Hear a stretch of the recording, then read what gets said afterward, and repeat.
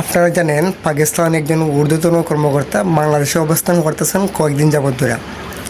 উনি বিভিন্ন চুক্তি বিভিন্ন জায়গা উনি বিভিন্ন চুক্তি করছেন বা বিভিন্ন জায়গায় ঘোরাফেরা করতেছেন সরকারি কাজে।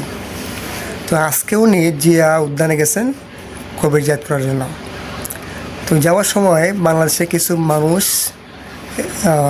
ওনাদের সালাম দিছে, পাশাপাশি সেলুট দিছে, আবার কইতেছে নারাই তাকবীর আল্লাহু আকবার, বাংলাদেশ জিন্দাবাদ, পাকিস্তান জিন্দাবাদ, পাকিস্তান জিন্দাবাদ।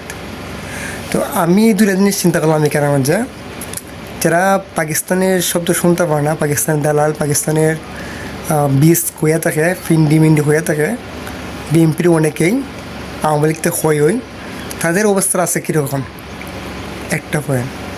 দ্বিতীয় পয়েন্ট হইল,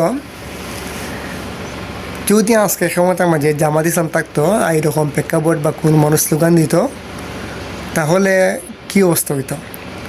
মানে একবার যদি আপনি মন থেকে বা তিল তিয়া চিন্তা করেন, তা আজকে জামাত ইসলাম ক্ষমতা থাকতো, আর যদি এইরকম মানুষ কইতো যে জামাত ইসলাম জিন্দাবাদ, বাংলাদেশ জিন্দাবাদ, পাকিস্তান জিন্দাবাদ, তাহলে ভারতীয় মিডিয়া এখন, বাংলাদেশি মিডিয়া এখন, বাংলাদেশের সুশীল সমাজ কোন, কন্টেন্ট ক্রিয়েটার এখন, টক শো ম্যান কোন, সবাই পাগল হয়ে যেত। কি বাস্তবতা, মানল বাস্তবতা, না মানল বাস্তবতা।